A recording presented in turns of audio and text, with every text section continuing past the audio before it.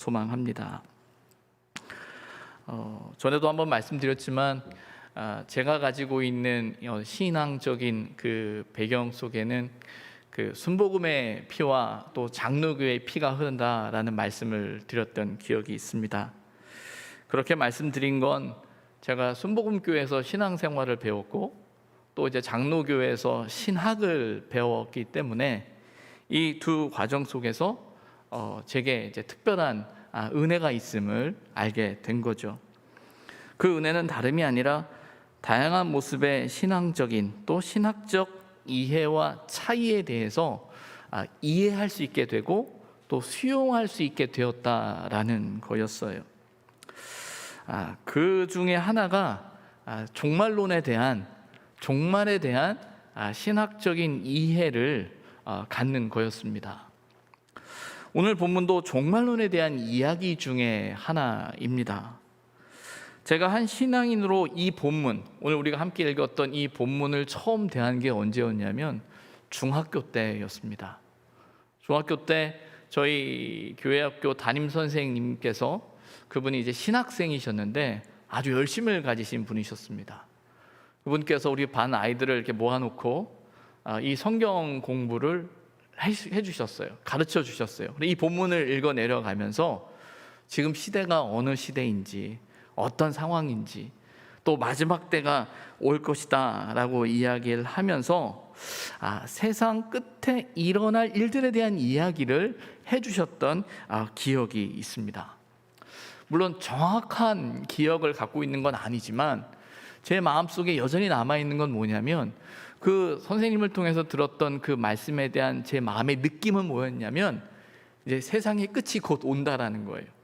그리고 우리 주변에 일어나는 여러 가지 사건과 사고의 상황들을 볼 때 그 끝을 향해서 가고 있다라는 사실을 성경이 그렇게 이야기하고 있고 또 세상에 이런 일이 일어나고 있다라고 하면서 저에게 가르쳐 주셨던 기억이 있는 거예요. 그러면서 제 마음속에 드는 생각은 그거죠. 그래, 끝까지 믿음을 지켜야 된다. 끝까지 믿음을 지키지 않으면 안 된다라는 어떤 그런 마음의 도전을 받았던 기억이 있습니다. 이런 배움과 함께 그 당시에 유행했던 것 중에 하나가 뭐였냐면 종교 영화를 수련회 때 종종 틀어주거나 교회에서 틀어주는 거였는데 그 영화의 제목들이 이런 거였습니다. 휴거, 또 666 이런 영화들이었어요. 혹시 경험해 보신 분들도 계시겠지만 그런 성경적인 성경 공부에 대한 이해를 가지고 그 휴거나 666이라는 영화를 보게 되면 제 마음속에 두려움과 함께 그래 라는 어떤 결단과 확신이 생겼던 경험이 있어요. 참 강렬했다라는 생각이 들었고 그래 그렇게 살아야 돼 라는 생각을 가졌죠. 근데 장로교에서 종말론에 대한 신학을 배우면서 또 성경에 대한 이해를 하면서 제 자신이 좀 치우쳐져 있구나라는 생각을 하기 시작했던 거예요. 사실은 그 휴거나 666이라는 영화가 갖고 있는 신학적인 배경은 어떤 세대주의적인 종말론이라는 어떤 신학적인 이해를 가지고 있어요. 어떤 세상을 어떤 세대 단위로 끊고 어떤 변화와 상징들을 이야기하면서 이것이 어떤 역사가 있는 거다라는 그런 해석을 하는 어떤 신학적인 관점이었거든요. 근데 중요한 건 장로교에서 바라보는 이 관점은 좀 다른 신학적인 이해를 가지고 있다라는 사실을 이제 알게 된 거예요. 이제 그러면서 이제 그 과정을 배우면서 이거는 맞고 이거는 틀렸다라는 개념보다 이 종말론에 대한 이해에 있어서는 다양한 신학적인 이해와 접근이 있다 보니까 이렇게 생각하는 분들도 계시고 그럴 수 있겠구나. 또 이렇게 생각하는 분들도 보면서 이러한 신학적인 이해도 우리에게 필요하겠구나.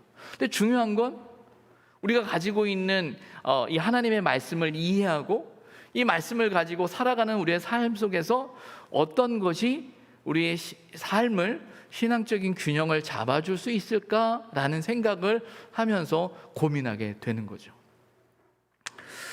이런 경험을 갖고 있다 보니까 때로는 그런 관점에서 이야기하고 말하는 성도들의 말을 저는 이해할 수가 있어요. 근데 제가 좀 마음에 아픈 상처라기보다 제 마음이 참 제가 참 많이 부족하다라고 느끼는 일이 하나 있는데 뭐냐면 그분은 이제 우리 교회가 아니고 그분은 장로교회에서 오랫동안 성장해 왔던 분이었어요.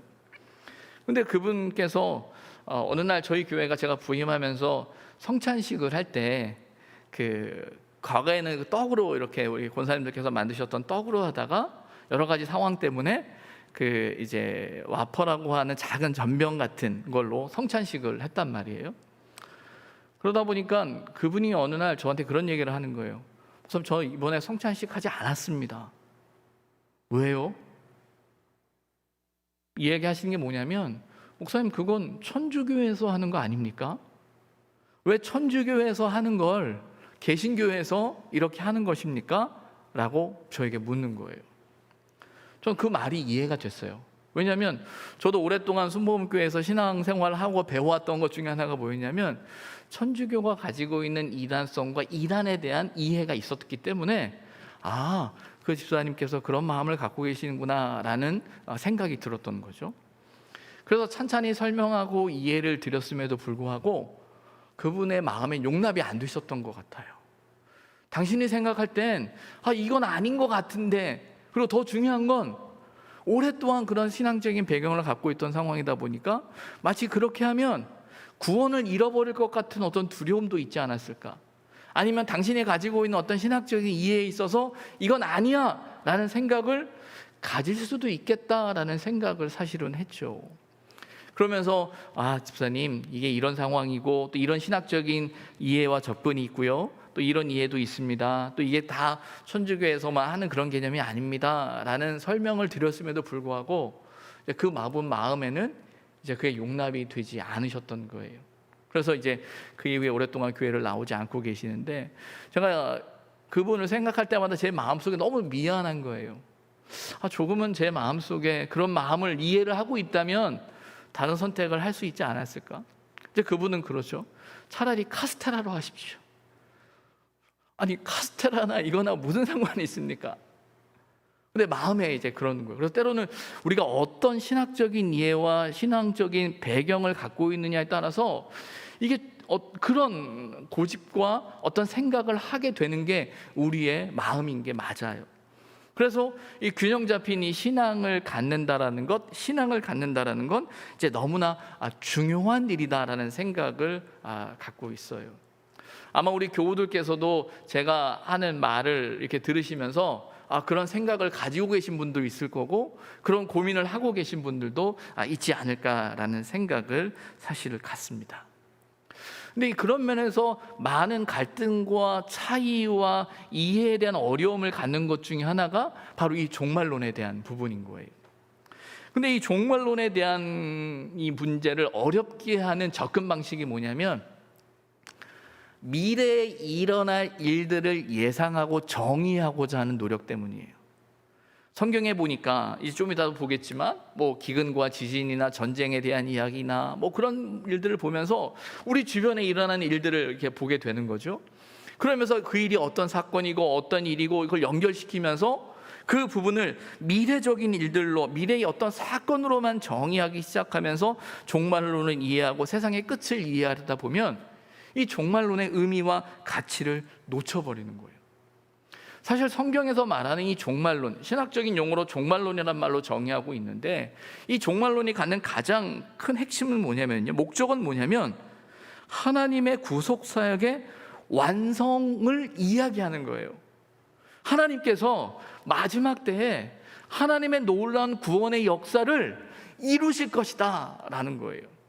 그 이루심의 사건 속에 우리 인생의 인간의 연약함과 죄성과 악함이 빚어내는 그 상황들을 우리는 접하게 될 것이고, 어찌 보면 우리에게는 아무런 소망이 없는 이 시대적인 상황 앞에서 하나님의 구원의 역사가, 하나님의 당신의 그 구원을, 하나님의 백성을 반드시 구원하시는 하나님의 놀라운 구속사역에 대한 완성의 이야기가 종말론에 대한 우리의 이해여야 한다라는 거예요.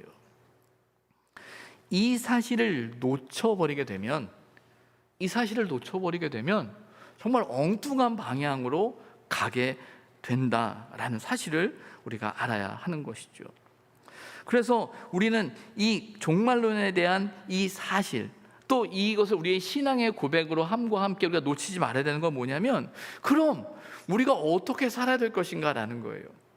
사실은 성경에서도 종말론에 대한 이야기와 함께 놓치지 않는 건 뭐냐면, 이게 하나님의 구원의 역사와 사건과 연관되어져 있다는 그 믿음의 고백과 함께, 그럼 우리의 삶은 무엇이어야 하느냐, 어떻게 살아야 되느냐라는 그 질문, 그 대답을 우리에게 하고 있다라는 겁니다. 오늘 본문도 마찬가지죠. 우리가 믿음으로 감당해야 할 그 삶이 무엇인지 생각하게 하고 있다라는 거예요. 오늘 본문은 제자들의 질문으로 시작하죠. 본문 3절에 보면 제자들이 이렇게 묻습니다. 어느 때에 이런 일이 있겠습니까? 주님의 임하심과 세상 끝에는 어떤 징조가 일어납니까? 라고 묻고 있는 거예요. 왜 이렇게 질문하죠? 이 질문은 앞서 2절에 나왔던 것처럼 예수님께서 예루살렘 성전이 곧 무너지게 될 것이다, 돌 하나도 돌 위에 남지 않게 될 것이다 라는 예언의 말씀을 하고 계세요. 이 말씀에 대한 질문이죠. 또 한편 또는 23장 39절에 나오는 것처럼 예수님께서 주의 이름으로 오시는 이여 할 때까지 나를 보지 못하리라 라는 그 말씀 속에서, 그러면 그 말이 무엇입니까? 라는 그 질문을 하고 있는 거예요. 이 모든 일이 이루어지는 때와 징조가 무엇이냐라는 거죠. 그 제자들의 질문이 이해가 되죠. 우리도 사실 궁금해요. 이게 하나님의 구원의 역사가 종말의 사건이라면, 그러면 그 시기가 언제입니까? 그리고 어떤 사건들, 어떤 징조들이 나타납니까? 우리가 그걸 안다면 더 잘 준비할 수 있지 않겠습니까? 라는 마음으로 묻게 되는 거죠. 그런 면에서 종말론에 대한 이해에 있어서 시기와 사건은 중요한 접근 방식이에요. 하지만 중요한 건 언제 어떤 일이 일어나느냐라는 생각에 빠지게 되면 종말론이 가지고 있는 목적을, 의미를 놓치게 된다라는 거예요. 종말론에서 중요한 것은요, 언제 어떤 일이냐가 아니라 무엇을 이루기 위한 과정인가, 누가 이 일을 이루는가라는 것을 이야기하고 있다라는 거죠. 그런 면에서 마태복음 23장 39절 앞서 말씀드렸던 그 본문에 대한 질문은 이겁니다. 예수 그리스도의 죽음 이후 주님의 다시 오심을 예언하는 그 말씀 속에서 우리가 예수님을 죽이는 그 사건, 그 우리의 무지와 무관심으로 말미암아 예수님이 죽으셨지만 그러나 다시 오심을 통해 하나님의 구원을 이루신다라는 것을 이야기하죠. 또 성전이 언제 무너집니까? 라는 이 예루살렘 성전의 무너짐의 사건은 단지 어떤 사건이냐가 아니라 그 과정 속에 하나님의 구원의 사건이, 하나님의 구원의 계획이 어떻게 이루어질 것인가 라는 것을 보아야 한다는 거예요. 하나님의 구원의 여정, 구원의 사건으로 이해할 수 있어야 한다는 거예요. 우리는 우리가 알지 못하는 삶의 여정을 살아가고 있어요. 그 알지 못하는 삶의 여정을 잘 살아갈 수 있는 방법 중에 하나는 뭐냐면요, 우리가 알지 못하는 그 삶의 여정 속에 하나님의 손길이 있다라는 거예요. 내가 안다고 해서 평안하고 모른다고 해서 불안한 게 아니라, 우리의 믿음은 뭐냐면 아느냐 모르느냐의 문제보다 우리의 믿음의 문제는 뭐냐면 하나님의 손길을 붙드는 거예요. 우리 신앙의 고백으로 연결되어져야 하는 사건이어야 한다라는 거죠. 이런 질문에 예수님의 대답이 이어지는데, 예수님은 이제 세상이 일어날 모습에 대한 이야기를 말씀하고 있는 것 같아요. 4절에 보면 이렇게 말하죠.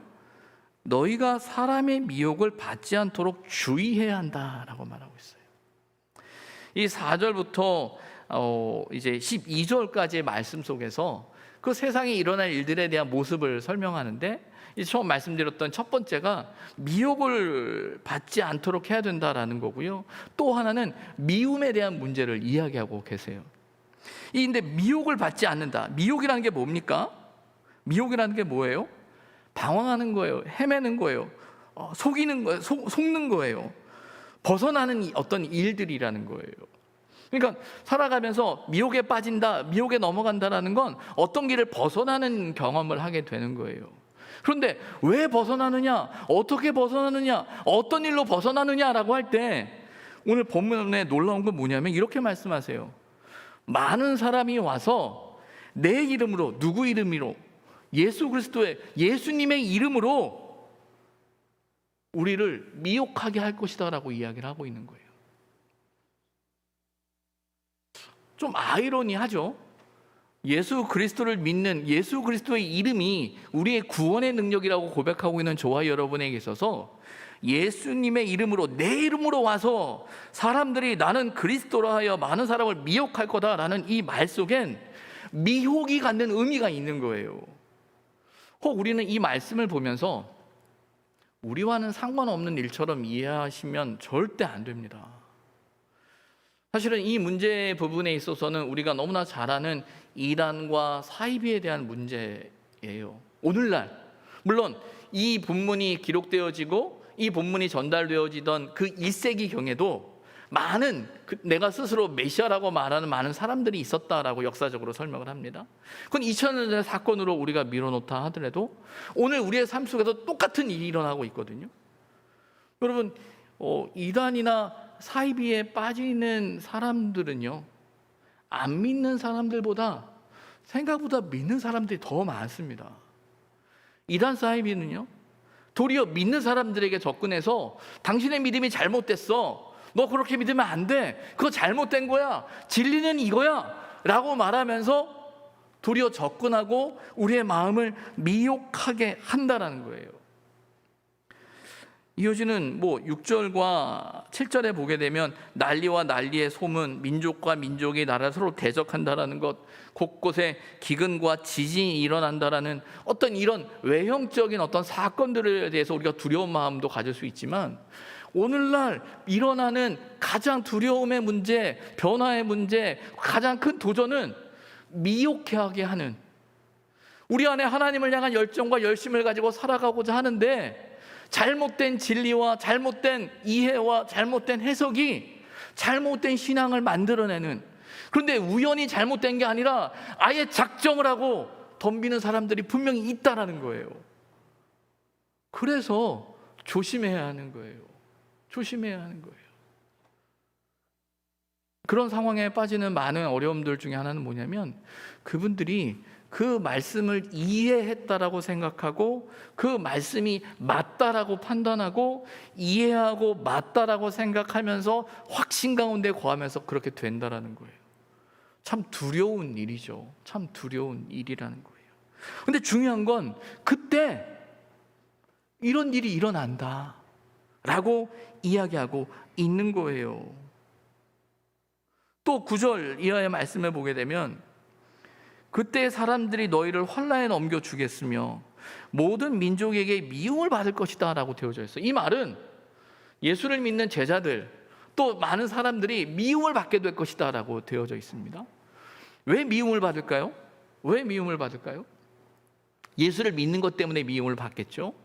그렇지만 여러분 이거 잘 생각해 보면요, 결국은 이단 사이비의 역사 속에서 요즘은 안 믿는 사람들도 신천지 또 다른 이단 사이비에 대한 이름을 듣고 있어요. 근데 중요한 건 그들이 신천지나 다른 이단에 대한 이름을 아는데 그 이름만 알지 그게 교회와 다르다라는 사실을 몰라요. 다 같은 교회 아니야? 라는 생각을 하게 되는 거죠. 그럼 어떻게 됩니까? 교회 다니는 사람들은 다 나쁜 사람이 되는 거예요. 교회 다니는 사람들은 다 부정적으로 보게 되는 거예요. 저 사람이 어떤 교회에 다니는지 어떤 일이 있는지 내가 잘 몰라. 아유 다 몰라 필요 없어. 아 나빠. 그러면 안 돼. 라고 하면서 그를 미워하고 핍박하는 상황이 벌어지게 되는 거죠. 어찌 보면 이 코로나 상황 안에서 우리가 지켜내는 신앙의 자리 때문에 어찌 보면 세상의 눈총을 받고 있는 게 오늘날 우리의 모습일지도 모르겠어요. 근데 중요한 건요, 10절에 보면 이런 표현이 나와요. 그때 많은 사람들이 실족하게 된다. 근데 실족하게 되어서 서로 잡아주고 서로 미워하겠으며 라고 되어져 있어요. 이 말은 어떤 말이냐면요, 그 미움의 사건이 단지 믿지 않는 사람들이 믿는 사람들을 미워하는 사건이 아니라 그 사건 때문에 믿음을 가지고 있는 이 안에서도 일어나는 모습을 이야기하고 있는 거예요. 그 상황에서 거짓 선지자들이 다시금 많이 일어나고 사람을 미혹하게 한다. 이 말은 뭐겠습니까? 혼란스러운 혼돈의 사회 앞에서, 상황 앞에서 더 거짓 선지자들이 일어나서 이것이 진리다, 이것이 맞다, 이것이 교회다 라고 하면서 우리를 혼란스럽게 하는 거예요. 어찌 보면 이단 사이비가 성장하고 그들이 흥망성쇠에 대한 이야기를 하면서 우리가 이 부분을 쉽게 간과해서는 안 되는 이유 중에 하나는 뭐냐면요, 이단 사이비가 흥망성쇠를 하는 것과 상관없이 사단의 목적은 똑같아요. 진리 안에 있는 하나님의 말씀 가운데 있는 사람들을 흔들어 놓는 거예요. 진리 안에 거하지 못하고 세상의 상황 앞에서 우리가 가지고 있는 믿음에 불신을 하게 하고 우리가 믿음을 가지고 살아가야 되는 이 상황 앞에 무의미하고 무가치하게 만들어 버리는 사단의 역사가 거기에 있는 거예요. 그런데 가장 큰 문제는 뭐냐면요, 말 그대로 그 미혹과 미움의 결과예요. 불법이 성함으로 사랑이 식어진다라고 말씀하고 계시는 거예요. 여러분, 여기서 말하는 이 사랑이 누구의 사랑일까요? 믿지 않는 사람들이 믿는 사람들을 사랑하는 사랑일까요? 물론 앞서는 미움이라는 어떤 그 감정 속에서 그것일 수도 있겠죠. 근데 여기서 말하는, 우리가 정말 심각하게 생각해야 되는 건 뭐냐면, 그 불법이 성함으로 말미암아 우리 안에 사랑이 식어져 버리는 거예요. 무관심해져 버리는 거예요. 내 옆사람, 내 뒷사람, 내 앞사람 누구인지 관심이 없는 거예요. 내가 누구와 함께 한다라는 그 일이 무가치하게 여겨지기 시작한다라는 거예요. 근데 중요한 건 그런 생각이 드는 이유가 불법이 성함으로, 이 말은 뭐냐면요, 그런 행동을 하는 정당성이 있다라는 거예요. 야, 이런 교회, 이런 사람, 내가 여기서 왜 이런 고생을 하고, 왜 이렇게 마음고생을 하고, 내가 왜 누군가를 섬기고 봉사하고, 내가 왜 이래야 돼? 그런 마음을 갖게 하는 일들이 벌어지는 거죠. 그런 사건들이 벌어지는 거죠. 그런 사건 앞에서 우리가 점점 사랑이 식어져 가게 된다라는 거예요. 근데 이게 중요한 건 뭐냐면, 마지막 때에 우리가 예수 그리스도를 구주로 믿고 믿음의 삶을 살아가고 구원의 역사를 소망하며 살아가는 그 삶의 자리를 흔들어 놓기 위한 사단의 역사라는 거예요. 그런 면에서 이 모든 일들은 전쟁과 기근과 지진보다 더 무서운 사건으로 우리에게 다가온다라는 거죠. 여러분, 우리가 이제 코로나의 시간들을 이렇게 쭉 보내면서 사람들과 얼굴을 맞대지 못하잖아요. 너무 못 봐요.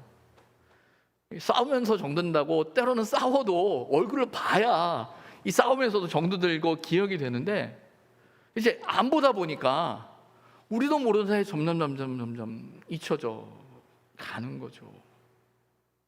이게 얼마나 참, 저는 어떤 면에서는 두려워요. 어떻게 될까? 어떻게든지, 물론 우리 교우들께서는 각자의 삶의 자리에서 신앙의 자리를 지키고 또 이렇게 살고자 하는 그 마음들이 있음을 전 느껴요. 근데 종종 이제 온라인 예배를 드리던 교우들이 종종 만나면 이런 얘기를 해요. 목사님, 온라인으로 예배를 드리면 자꾸 집중력이 떨어져요. 그래서 제가 그 얘기를 듣을 때마다 제가 설교를 좀 더 짧게 해야 되는 건데 너무 길게 해서 그러나, 이제 그런 마음도 들지만 당연한 일이에요. 어떻게 그 한 시간을 그렇게 집중하고 하겠어요? 사실은 혼자는 힘든 거예요. 같이 있으면요, 서로 눈치를 봐요. 졸아도 좀 미안한 마음이 있어서 못 졸아요. 근데 혼자 있는데 누가 보겠어요? 이러면 안 되지 하면서도 그렇게 되어질 수밖에 없는 상황이 우리에게 있어요. 근데 이거보다 더 우리에게 심각한 문제는 서로 함께 해야 한다라는, 서로가 연결되어져 있다라는, 서로가 서로를 사랑해야 한다라는 그 사실을 우리 스스로가 점점 놓치고 있고 무의미하게 생각하고 있다라는 거예요. 근데 마지막 때에 이런 일들이 일어날 것이다 라고 말씀하고 계신다라는 거죠. 근데 중요한 건 바로 이런 상황 속에서 예수님이 말씀하시는 거예요. 그러나 끝까지 견디는 자는 구원을 얻을 것이다 라고 말씀하시죠. 여기서 끝까지 견디는 자는 구원을 얻을 것이다 라고 말씀하시는데, 무엇을 견뎌야 하느냐? 그 미혹과 미움에 대한 문제, 그로 인해서 사랑이 식어짐에 대한 그 문제를 우리가 긴장하고 깨어 있어서 견뎌야 되는 거예요. 우리는 종종 누군가를 미워하고 때로는 어떤 미혹에 빠지거나 할 때 나름의 명분과 나름의 이야기와 설명이 있어요. 하지만 끝까지 견디는 자는 하나님의 말씀 앞에서 그것을 견뎌내야 한다는 거예요. 근데 중요한 건 어떻게 견디느냐, 무엇이 우리를 견디게 하느냐라고 할 때 오늘 본문의 이야기는 14절에 이렇게 말하죠. 이 천국 복음이 모든 민족에게 증언되기 위하여 온 세상에 전파되리니 그제야 끝이 오리라. 그 끝에 대한 이야기를 하면서 복음이 땅 끝까지 전해져야 그 끝이 온다라는 말로 우리는 본문을 종종 이해하곤 해요. 근데 이 말을 다시 생각하면 이런 겁니다. 세상의 끝자리에도 천국 복음이 여전히 역사한다라는 거예요. 자, 앞서서 이야기하고 있는 미혹과 미움의 사건, 사랑이 식어져가는 사건은 어찌 보면 하나님의 복음, 그 복음의 역사가 일어나지 않는 것처럼 우리는 느낄지 몰라요. 근데 성경이 말하는 건 뭐냐면 그게 시대적인 상황이지만 그러나 천국 복음은 그 세상의 끝자리까지 역사하게 될 거고, 그 천국 복음의 역사로 말미암아 하나님의 구원의 사건이 이루어지게 될 거다라고 말씀하고 있다라는 거예요. 이 말이 갖는 의미가 무엇이겠습니까? 우리가 사랑하기 힘들죠. 근데 사랑해야 하는 이유가 뭐냐면 그 천국 복음 때문이에요. 천국 복음이 뭡니까? 하나님이 우리를 사랑하셨다라는 거예요. 하나님이 우리를 구원하셨다라는 거예요. 예수 그리스도를 믿음으로 말미암아 우리가 하나님의 구원의 역사를 덧입었다라는 거예요. 마지막 때에 우리가 구원받은 백성으로 살아갈 수 있고, 그 마지막 종말의 시간을 살아감에 있어서 하나님 우리가 담대히 살아갈 수 있는 이유 뭐냐면 하나님이 우리를 사랑하셨다라는 그 믿음 때문에, 우리를 위해 죽으셨다는 믿음 때문에 내일을 알 수 없는 오늘을 살아가도 내 생명을 지키실 분이 하나님이라는 그 믿음 때문에 살아갈 수 있는, 그리고 이렇게 고백할 수 있는 건 천국 복음, 예수 그리스도께서 우리를 위해 죽으셨다라는 그 사건에 대한 믿음이 우리로 하여금 그렇게 살게 하는 거예요. 이 시대적인 상황 안에서 저와 여러분이 붙들어야 되는 신앙의 고백은요, 예수님께서 저와 여러분을 위해 죽으셨다라는 거예요. 사랑하셨다라는 거예요. 용납하셨다라는 거예요. 이해하셨다라는 거예요. 품으셨다라는 거예요. 우리는 그 사실을 믿고 그 사랑을 붙들고 나아가야 되는데, 사단은 자꾸 우리를 흔들어요. 미혹하게 하고요, 미워하게 해요. 미워함에 있어서도 정당함을 갖게 한다라는 거예요. 여러분, 요즘 우리가 가지고 있는 그 사회적인 그 관점 중에 하나가, 담론 중에 하나가 뭐냐면요, 공정과 정의입니다. 그래서 공정과 정의가 깨어지는 상황 앞에서 우리는 분노해요. 혐오하고 때로는 증오합니다. 근데 어떤 게 우리한테 생겼냐면, 공정과 정의가 무너지는 상황에서 우리가 누군가를 미워하고 증오하고 비난하고 비판하는 걸 정당화시켜버렸어요. 거기에는 이미 그가 공정을 잃어버리고 정의를 잃어버렸기 때문에 너는 그렇게 돼도 싸, 그리고 그를 혐오하거나 증오하는 걸 당연한 것처럼 우리는 생각해요. 근데 여러분, 이런 태도가 하나님을 믿는, 예수 그리스도를 구주로 믿고 살아가고 있는 믿음을 가진 우리에게 있어서도 당연한 태도일까요? 공정과 정의를 깨트렸으니 저 사람은 당연히 죽어도 마땅하고 돌을 맞아도 마땅한 거야, 그를 비난하고 징계하는 것이 우리가 기독교인으로서 가져야 할 신앙의 모습인가? 한 번 더 생각해야 되죠. 근데 문제는 세상이 그렇게 흘러가니까 우리도 모르게 그렇게 되어져 가고 있는 거예요. 플로신학교 총장이었던 리처드 마우라는 그 교수님이 무례한 기독교라는 책을 썼어요. 거기에 보면 우리가 가지고 있는 신실한 열정이 혐오와 증오의 원동력이 될 수 있다라는 말을 해요. 그러면서 예를 드는 것 중에 하나가 십자군 전쟁을 이야기하더라고요. 십자군 전쟁에서 이교도를 죽이기 위한 그 전쟁 앞에서 그것이 갖고 있는 명분, 그 열정이 그 전쟁을 일으켰다라는 거예요. 그래서 이건 이렇게 적용이 되는 거예요. 말 그대로 우리가 가지고 있는 신실한 열정이라는 이유로, 공정과 정의를 지킨다는 이유로 혐오와 증오의 행동을 당연히 여기게 된다라는 거예요. 근데 중요한 건 이것이 우리가 가져야 될 신앙의 고백이고, 이것이 하나님을 믿는 믿음으로 살아가는 우리의 삶 속에 우리가 감당해야 할 신앙의 모습이냐라는 거예요. 이유는 있죠. 공정하지 않았어, 정의롭지 않았어, 저 사람 이게 문제야, 말이 되죠. 하지만 우리가 가지고 있는 신앙의 자리는요, 어떤 거냐라는 거예요. 얼마 전에 그 말레이시아에서 오랫동안 생활하셨던 어떤 분을 만나서 이야기를 나누게 됐는데, 그분이 이런 이야기를 합니다. 저도 몰랐는데 이 말레이시아라는 나라에 꽤 많은 난민을 수용한다라는 거예요. 그래서 말레이시아를 통해서 여러 나라로 이제 이 난민들이 이주하고 정착하게 된다라는 거예요. 주로 뭐 유럽이나 그 미국 쪽으로 이렇게 많이 간다라고 하는데, 그 경유지가 이제 말레이시아고, 말레이시아 꽤 많은 사람들이 있다라는 이야기를 하죠. 뭐 여러분도 아시는 것처럼 우리나라에도 이제 아프가니스탄의 그 난민들이 우리나라로 입국했다는 소식을 이제 들었어요. 근데 거기서 그렇게 그 난민을 사역하시는 선교사님을 통해서 들은 이야기를 저에게 해주는데, 이런 이야기를 하더라고요. 그 난민으로 오는 사람들이 상당히 많은 사람들 중에 이슬람 국가에서 온 사람들이기 때문에 우리나라 안에서도 사실은 긴장 중에 하나는 뭐냐면, 그 이슬람 사람들이 왔을 때 이슬람화 되는 거 아니냐라는 그런 보수적인 생각을 갖는 경향이 사실 있어요. 근데 그 선교사님을 통해서 이야기하시는 게 뭐냐면, 그런 난민의 과정 상황 안에서 선교사님들이 예수님의 이름으로 그들에게 생수를 주거나 뭔가 작은 도움을 주었던 사람들은 나중에 50% 이상 하나님을 알게 된다는 거예요. 그런데 그 과정에서 그런 경험이 전혀 없던 사람들은요, 거의 그 제로에 가깝도록, 0%에 가깝도록 아무도 하나님을 알지 못하게 된다는 거예요. 그러면서 선교사님이 하는 말이 그거라는 거죠. 우리가 아무것도 아닌 것처럼 보이지만 예수님의 이름으로, 하나님의 이름으로, 그 사랑의 마음으로 그 일을 행했을 때 하나님의 역사가 일어난다라는 거예요. 천국 복음의 역사는 그런 겁니다.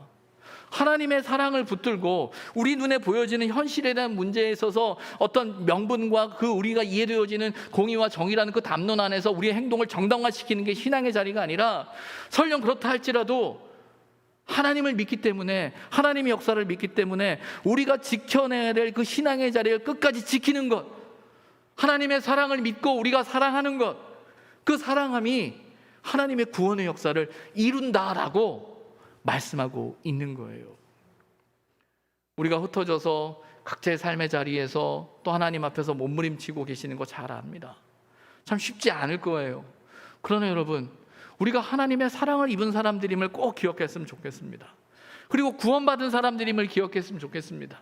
이것이 우리의 신앙의 고백이라면, 우리의 삶 속에서 작지만 누군가를 사랑하고 섬기는 그 일의 가치를 놓지 않았으면 좋겠어요.